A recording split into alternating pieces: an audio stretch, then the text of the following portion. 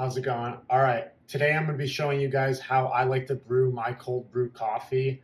I prefer cold brew over hot coffee, just my preference, flavor wise, less acidity. I use these Takeya pitchers. These are pretty cheap on Amazon.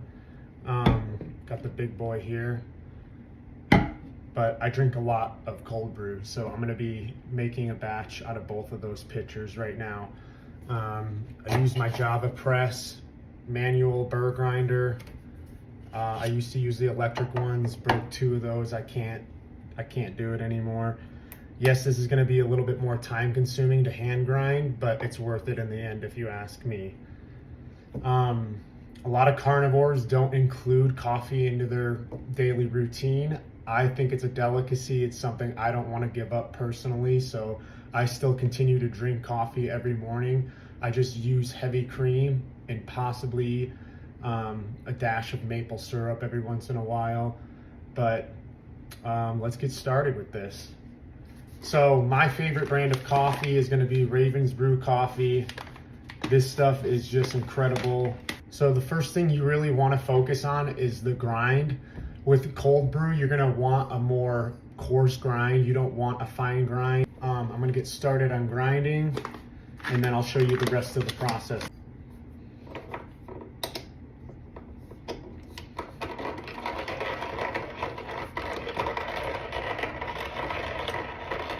So what's the argument against coffee when it comes to the carnivore community? A lot of these guys are purporting that coffee contains a high amount of mycotoxins, specifically aflatoxin.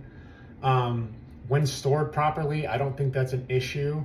And even if they contain a small degree of these mycotoxins, it's unlikely to be that great of a threat to your health. But that's just me personally. I could be biased because I do love my coffee. All right, we still got a lot of grinding to do.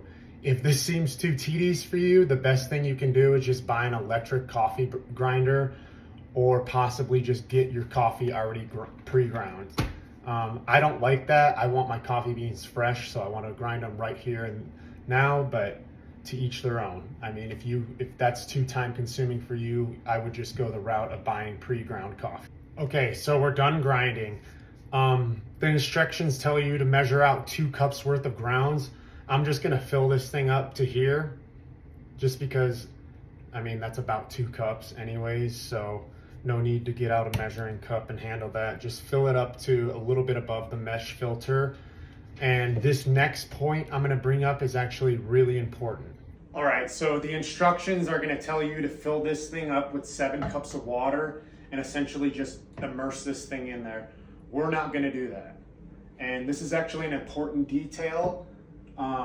What we really wanna do is pre-soak the coffee grounds before we actually immerse it into the water. So what I do is I just hold the filter over top and I slowly pour in some water,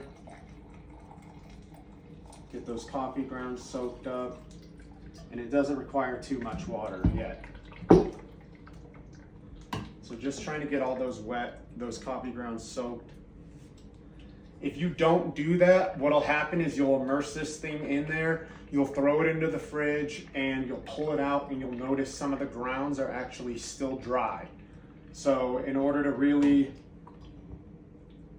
put a little more in there.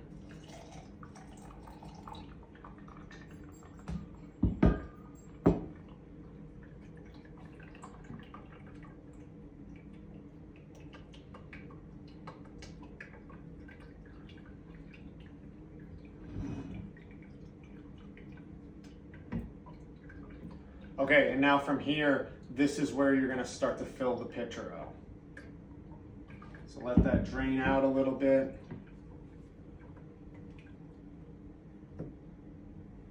And from here, you're just gonna pour this thing until you're about an inch away from the top.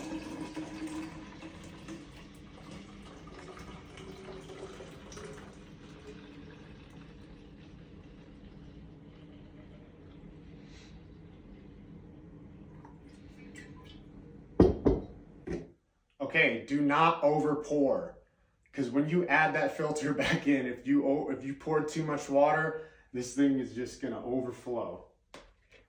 So you're gonna screw that into your cap.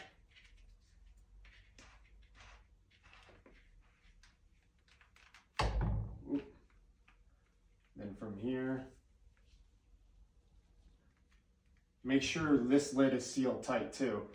So the instructions say to shake this thing for 30 seconds.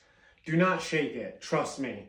Every time I've done that and shook it up pretty well, I end up with a little bit of just debris at the bottom, like coffee grounds will actually get off, overflow a little bit into the thing. So what I do is I just like to swirl this thing for 30 seconds. All right, so that should be good. The rest of the process is pretty simple. We're gonna just toss it into the fridge. I like to brew it for about 24 hours. Some people remove the filter after 24 hours. For me, I just leave the filter in there with the coffee grounds. I feel like it gives it a little bit stronger flavor. So that's up to personal preference. All right, thank you guys for letting me show you how I brew my cold brew. There's an abundance of things you can do with this. Personally, every once in a while, what I'll do is I'll actually throw some like cinnamon or nutmeg into the water itself, not into the coffee grounds. I guess you could do either or sometimes even just toss some cacao nibs in with the coffee grinds and kind of brew it into more of like an Aztec coffee where I'll add cayenne pepper, cinnamon, nutmeg. I hope all of you are about to become cold brew aficionados. This stuff is amazing.